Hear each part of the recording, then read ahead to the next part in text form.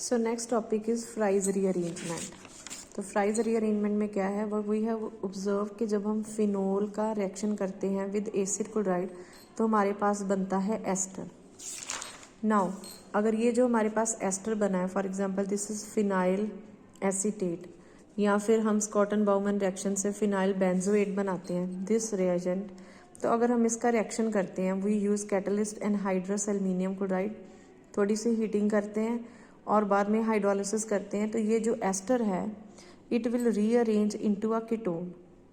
सो rearrangement का मतलब होता है ना कुछ ऐड होएगा ना रिमूव, तो सिंपली ये ग्रुप शिफ्ट हो जाता है at ortho position as well as at para position. Now और यहाँ से एक हाइड्रोजन ओ के पास वापस आ जाएगा, तो ये बनेगा ऑर्थो हाइड्रोक्सी एसिटोफिनोन। ये एस्टर था, एसीटेट कन्वर्ट किस में हो रहा है, ओन मीन्स कीटोन। तो conversion of ester into ketone, this rearrangement using reagent anhydrous aluminium chloride, it is known as Fries rearrangement. तो एग्जाम में जब भी ये क्वेश्चन आएगा पहचानने के लिए यू नीड टू सी कि रिएजेंट कौन सा है। If it is anhydrous aluminium chloride simply heating है, एक ये एस्टर दिया हुआ है, दैट मीन्स हमने कौन सी रीअरेंजमेंट करनी है, फ्राइज रीअरेंजमेंट।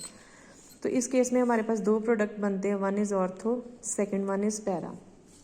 ऑर्थो जो होता है दैट इज प्रिपेयर्ड और that get forms at lower temperature. So ये रिएजेंट है, दो प्रोडक्ट बनते हैं, ester is converted into ketone low temperature पे, यानी कि जब हम हीटिंग शुरू करते हैं तो सबसे पहले पैरा बनता है, फिर जैसे जैसे हाई टेम्परेचर पे हीटिंग होती जाएगी तो ऑर्थो बनेगा। जो कम टेम्परेचर पे बनता है इसका मतलब क्या होता है, that is kinetically control, means उसके बनने की स्पीड बहुत है, दैट इज काइनेटिकली स्टेबल। लेकिन जो ज़्यादा टेम्परेचर पे बनता है दैट इज थर्मोडाइनमिकली कंट्रोल और थर्मोडाइनमिकली स्टेबल। तो why this is ortho isomer is stable at high temperature because of chelation. तो यहाँ पे क्या होगा, इंट्रामॉलिक्यूलर हाइड्रोजन हो जाएगी बॉन्डिंग, तो यहाँ पे due to the formation of chelate this isomer is stable at high temperature and this isomer is stable at low temperature. Further क्या होता है कि पैरा आइसोमर को भी हम ऑर्थो में कन्वर्ट कर सकते हैं अगर हम इसको हीट करते हैं। अब आते हैं इस मैकेनिज्म की तरफ।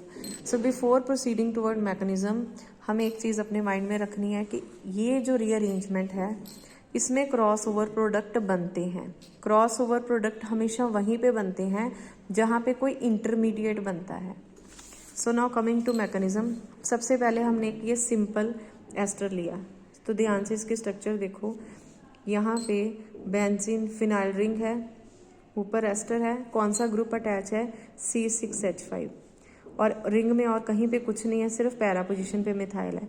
तो इस केस में अगर रीअरेंजमेंट होएगी तो क्या होएगा, C6H5CO, ये कहाँ पे आ जाएगा, ये ऑर्थो पे आ गया, राइट, क्योंकि लो टेम्परेचर पे पहले ऑर्थो ही बनेगा, इसीलिए हमने यहाँ पे पैरा नहीं बनाया, तो ये ऑर्थो पोजीशन पे आ गया। सिमिलरली हमने एक और कंपाउंड लिया, इस कंपाउंड में इधर C6H5 था, यहाँ पे कौन सा ग्रुप अटैच है, CH3, यहाँ पे भी नीचे मिथाइल, इधर भी नीचे मिथाइल, बट यहाँ पे रिंग में कोई भी और ग्रुप नहीं है अटैच और यहाँ पे Cl अटैच है। तो जहाँ पे एसिटाइल ग्रुप ने शिफ्ट करना है वहाँ पे क्या है, एक Cl और एक मिथाइल ग्रुप अवेलेबल है। तो इस केस में क्या बनेगा प्रोडक्ट, सिंपली ये यहाँ पे शिफ्ट हो गया ऑर्थो में और ये कंपाउंड बन गया 4। तो इसको हम किस तरह से शो करेंगे, ये मैंने बनाए हुए हैं। दिस इज 1, इट गिव्स 3, ये 1 है, तो 1 में जब ये बेंजोइल ग्रुप शिफ्ट होएगा ऑर्थो पोजीशन पे तो हमारे पास ये प्रोडक्ट आएगा, दिस इज 3। जब हमने ये 2 यूज़ किया तो ये 4 बना रहा है, ये 2 यूज़ किया तो ये 4 बनाना है। नाउ ये जो 3 और 4 हैं these are non cross over product. तो जैसे हमने 2 सेपरेट बीकर लिए, उसमें एक में ये कंपाउंड 1 ले लिया, एक में 2 ले लिया, तो जब अपने आप रीअरेंजमेंट होएगी तो 1 किस में कन्वर्ट हो जाएगा, 3 में, और 2 किस में कन्वर्ट हो जाएगा, 4 में। इन नेक्स्ट एग्जाम्पल हमने क्या किया, इन दोनों को सेम बीकर में ले लिया, तो जैसे ही हमने 1 + 2 सेम बीकर में लिए तो हमारे पास expected product non cross over product क्या है, 3 और 4। इन एडिशन टू दिस हमारे पास 2 और प्रोडक्ट बनेंगे, these are cross over product 5 and 6। So जो क्रॉस ओवर प्रोडक्ट होएगा इसमें क्या है, फॉर एग्जांपल ये जो बेंजोइल ग्रुप है C6H5CO, ये जब निकलेगा, बिकॉज ये रिमूव हो रहा है मैकेनिज्म में, तो ये हो सकता है इस रिंग में जाके अटैच हो जाए। क्रॉस ओवर का मतलब होता है दो कंपाउंड का मिक्स होना। अगर ये यहीं पे इधर वापस अटैच होके ये प्रोडक्ट बनाता है, ये नॉर्मल है, ये नॉन क्रॉस ओवर प्रोडक्ट है। सो यहाँ से ये डिटैच हुआ, इधर से ये डिटैच हुआ, इन्होंने क्रॉस ओवर कर लिया। मीन्स कि ये जो एसिटाइल ग्रुप है ये इधर अटैच हो जाए और ये जो बेंजाइल ग्रुप है ये इस तरफ अटैच हो जाए। अगर बेंजाइल ग्रुप इस तरफ अटैच होता है तो हमारे पास जो क्रॉस ओवर प्रोडक्ट आएगा वो ये है, जिसमें क्या है कि Cl ग्रुप है, OH तो आना ही है, इसके अलावा COC6H5 हो गया। इसको हम बोलेंगे क्रॉस ओवर, क्योंकि जो नॉन क्रॉस ओवर है उसमें उस रिंग में जहाँ पे Cl प्रेजेंट है वहाँ पे बेंजोइल ग्रुप अटैच नहीं होता। जैसे कि ये जो नॉर्मल था, ये नॉर्मल में जहाँ पे भी C6H5CO अटैच हुआ है, CH3 है, क्योंकि CH3 कॉमन थिंग है, वहाँ पे Cl नहीं है, तो ये नॉन क्रॉस ओवर प्रोडक्ट है और ये हमारे पास क्रॉस ओवर प्रोडक्ट है। सिमिलरली जब हमने एसिटाइल ग्रुप को डिटैच किया तो ये इस तरफ अटैच हो गया। इस तरफ अटैच होने का मतलब एसिटाइल ग्रुप उस रिंग में गया जहाँ पे Cl नहीं है। इन नॉर्मल केस ये वहाँ पे अटैच होएगा जहाँ पे Cl है, that is non cross over product.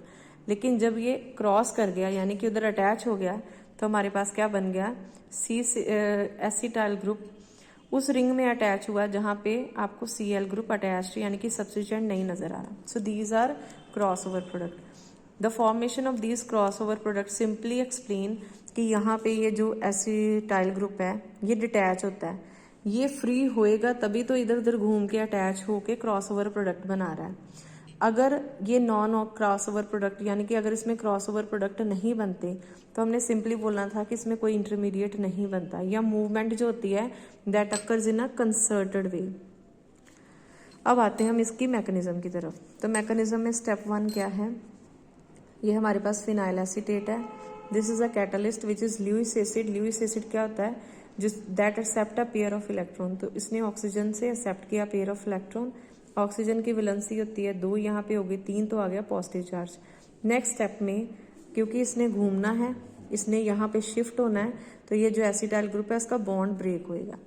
जैसे ही बॉन्ड ब्रेक होएगा ये यहाँ से फ्री हो गया, ये है एसिलियम आयन, इसमें रेजोनेंस होएगी due to the presence of conjugation of double bond और साथ में अनशेयर्ड पेयर है, तो कभी पॉजिटिव चार्ज कार्बन पे आएगा कभी ऑक्सीजन पे आएगा, राइट। बट अल्टीमेटली जब इसने अटैक करना है तो वो इंटरमीडिएट होएगा जिसमें वो ग्रुप होएगा जिसमें कार्बन के ऊपर पॉजिटिव चार्ज है। So step 1 Lewis acid catalyst आया, ऑक्सीजन की वैलेंसी 3 हुई, इसने एसिटाइल ग्रुप को बाहर निकाला और ये बच क्या गया OAlCl3। नेक्स्ट स्टेप में क्या होएगा, नेक्स्ट स्टेप में ये जो एसिटाइल ग्रुप है carrying positive charge on carbon atom ये रिंग की तरफ जाएगा, राइट।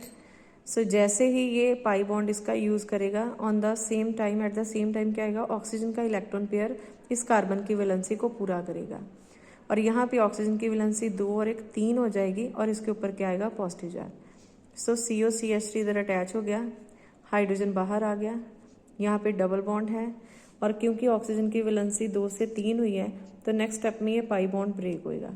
सो इससे पहले कि ये पाई बॉन्ड ब्रेक हो ये हाइड्रोजन इलेक्ट्रॉन पेयर दे के निकलेगा। दे के निकलने का मतलब यहाँ पे एक्चुअली क्या होएगा, यहाँ से H पॉजिटिव और ऊपर AlCl3 का Cl negative in the form of HCl निकल जाएगा।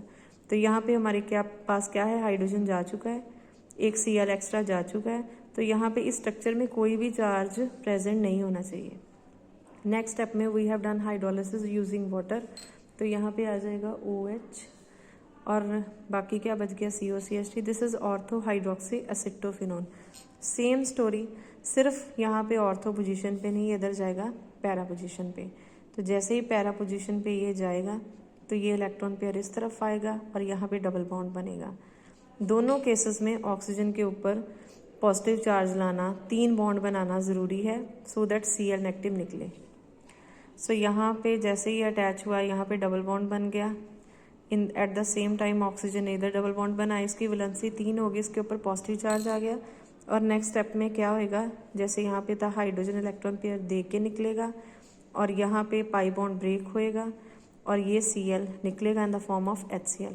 तो यहाँ पे भी OAlCl2 है, यहाँ पे भी OAlCl2 है, यहाँ पे एसिटाइल ग्रुप ऑर्थो पोजीशन पे है, इधर पैरा पोजीशन पे है। Next step is hydrolysis. यहाँ पे ऑर्थो हाइड्रोक्सी एसिटोफिनोन और यहाँ पे para hydroxy acetophenone. So that's all about fries rearrangement.